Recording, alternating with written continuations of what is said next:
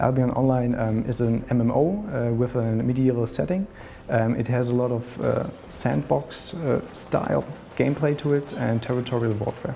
The important thing about the game is that we emphasize player freedom. You will be able to craft your own weapons, your own equipment. You will have to defend your village against other players.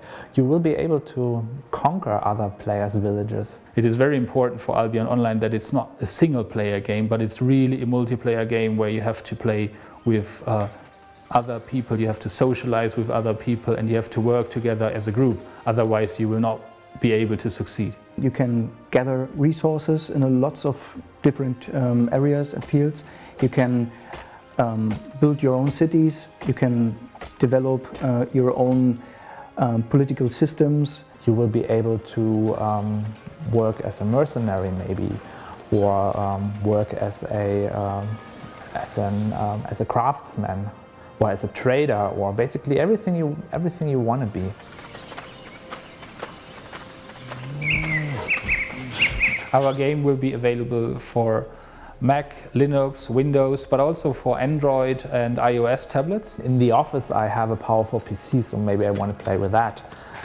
In the evening on my couch I want to play with my iPad or my Android pad or something like that. You want the player themselves to decide where to play and when to play.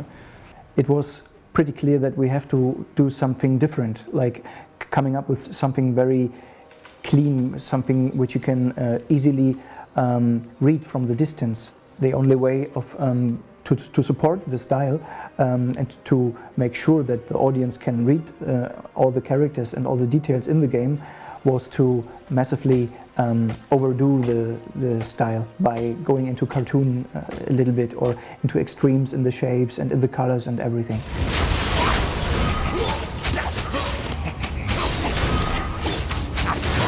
As a player you can build your own house. The most simple house is a tent, basically. The most expensive house will be more like a palace, actually. You can build different kinds of buildings, like forges or sawmills, a carpenter's workshop, a stonemasonry. So we do not only want them to create player houses like you have in some games, but we want to focus that they create the complete village, including everything what is part of a village. My favorite building will be the academy, I think, with the old wizard, maybe with some broken experiments which will blow off the building from time to time. That's what we are planning, with lots of effects from the window, and you from the distance realize, oh my goodness, the old wizard is on the work again. Creating buildings is usually a team effort.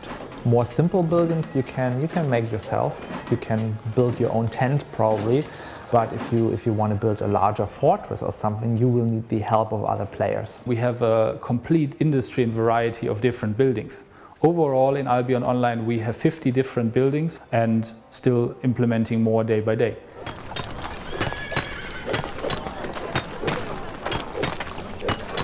We decided against having character levels or experience points, because that usually leads to situations where a player who puts in a lot of time is undefeatable at some point. The player defines himself only with his items he carries.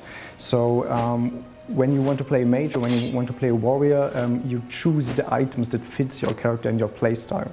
So for example, when you want to have melee damage, but you want to also have the ability to heal yourself or to cast spells, you can do that with combining spells with your self-crafted items and have a kind of configuration that fits your playing need. You can mix any way you want, and it's probably exciting to figure out how certain combinations are beneficial.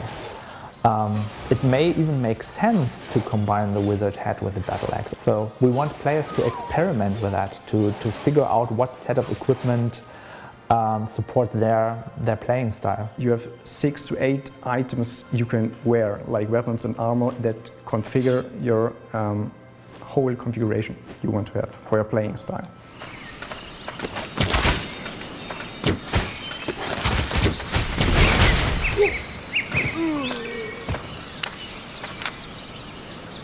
The exciting thing about our game is that you can really lose something.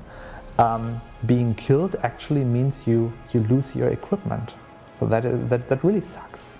The full loot system itself just says that whenever you die, you can be looted by anyone who's looting your corpse or your body. So you can lose everything you have with you when you are when you're getting into much risk. A whole economy is built on resources, on buildings, and out of these two components, creating and crafting the items. There will be an auction house in the game, which is actually not really an auction house. It's more like a public marketplace where you can offer stuff and buy stuff from other players. So it's not an auction house in the sense that you have to bid for something and the highest bid wins. No, it's more like a marketplace where you can offer stuff you've gathered, stuff you've crafted, and other players will be able to instantly buy that from you. What I really like about the game design is that you can build your city, that you can build your realms, that you can build your political systems, where at the end, hopefully, armies will clash as kingdoms will come and go. And this is, of course, the aim of the whole game. And you can really play any way you want. And me personally, on some days I just want to gather resources and build something, and on other days I'm in a different mood and I just want to go out there and kill something. And you can do both in the game, and that's fantastic, I think.